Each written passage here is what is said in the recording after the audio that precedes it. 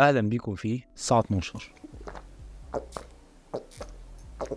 ده مش كان انا شربت بجد، فاهم؟ ماذا يعيش السمك في الماء؟ اختلفت الاقاويل على الحياه الجامعيه، مننا اللي حبها ومننا اللي ما حبهاش، بس انا بصراحه من الناس اللي حبيتها، وهكلمك في الفيديو ده عن مميزاتها مش عيوبها. ليه بقى؟ عشان الفيديو بتاعي، يعني انا اللي عامل الفيديو. احلى صبوح على كل راجل جدع من منزلي هذا. انا بقى احاول اقنع كل واحد مش بيحب فتره الجامعه ان هو يحبها، لان هي بصراحه يا جماعه جامده. تعالى بقى اما اقول لك انت مش بتحب فتره الجامعه ليه؟ عشان الامتحانات، صح؟ فشتك يعني.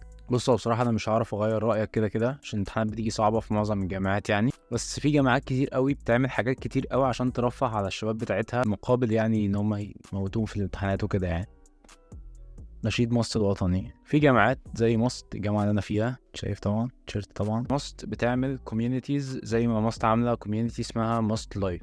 ماست لايف دي اللي ما سمعش عنها، كوميونيتي الجامعه عاملاها اوفيشال، بتحاول ترفع عن الشباب، بيعملوا ايفنتات، بيعملوا حفلات في الجامعه. السنه اللي فاتت في كاس العالم عملوا كاس العالم، جابوا سكرينه كبيره قوي وزعوا كاس العالم عليه، فبالتالي بيحاولوا يروقوا على الطلبه على قد ما يقدروا يعني. طبعا هدف الكوميونيتيز دي يعني ان هي تطلع كل الطاقه السلبيه اللي جواك، يا واد يا حليوه يا اللي ما بتذاكرش. جرحوني وقفلوا الارض، كانت لا قالوا لي ازيك ولا سلامتي يا خساره. ده غير بقى كل الايفنتات اللي ببلاش اللي ممكن تروحها بره الجامعه بتاعتك في اي حته بفلوس وفي ببلاش، تبع الجامعات، تبع اي انتيتي تانية، حفلات، اي حاجه. رفع عن نفسك كمان يعني، انت مش لازم تموت نفسك. انا عارف ان الموضوع صعب يعني، معلش استحمل.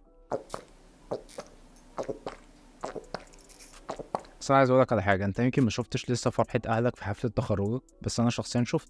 وعايز اقولك ان في لحظه ما هيندهوا اسمك في حفله التخرج عشان تطلع تستلم الدرع، حرفيا انت هتنسى كل الايام الوحشه اللي عشتها في الجامعه، ومش هتفتكر غير الايام الحلوه. على قد ما السنين دي كانت قاسيه وصعبه وعنيده، على قد ما انت نجحت ووصلت وحققت كل اللي انت متوقعش ان انت تحققه. انا طبعا بتكلم عن الشباب بتاع الطب اللي بتدرس 6-7 سنين، والشباب بتاع الهندسه اللي بتدرس 5 سنين، لكن انت بتدرس 4، يعني انت محققتش حاجه يا مان. عايز اقول لك الجامعه هتوحشك بجد بجد بجد قبل ما تمشي، وهتوحشك بعد ما تمشي. ده مش كلامي، ده كلام خريجين كتير انا اعرفهم شخصيا، وناس ما اعرفهاش على السوشيال ميديا وكده. على قد ما الجامعه كانت قاسيه، على قد ما القعده مع اصحابك حلوه، والخروج والاكل والشرب والفطار والبلاي ستيشن والكلام ده كله، فهي كده كده هتوحشك.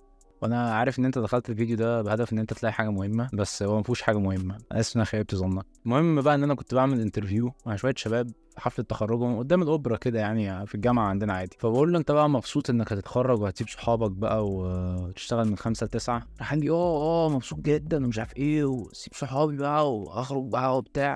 اتأخرت كتير يا حبيبي. الحوار بصراحه ما بيخشش دماغي خالص والله يا جدعان. استمتعوا بفتره الجامعه. الشباب بتاعت الثانويه اللي لسه داخله جامعه دلوقتي، ده فيديو قد يكون تحفيزي او هلس عادي جدا، بس عامه الف مبروك للخريجين، الف مبروك لطلاب الثانويه، ايا كان نتيجتك ايه، انت جامد قوي ودخلت جامعه، والف مبروك. الشباب طبعا اللي لسه اتقبلوا دلوقتي في الجامعات، اتبسطوا يا جماعه، مفيش اي حاجه تستاهل، بس كده. في حاجه كلموني يعني، شايفين يا جماعه حتى ماريو مبسوط، ودوس عليه بس هو مبسوط يعني، بقعد ادوس عليه كتير بس هو مبسوط جدا يعني.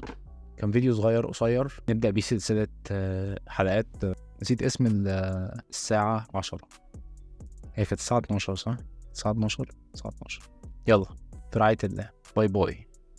اعمل يا جدع لايك، اقرا لي، قول لي الله ينور، ما اشتمني.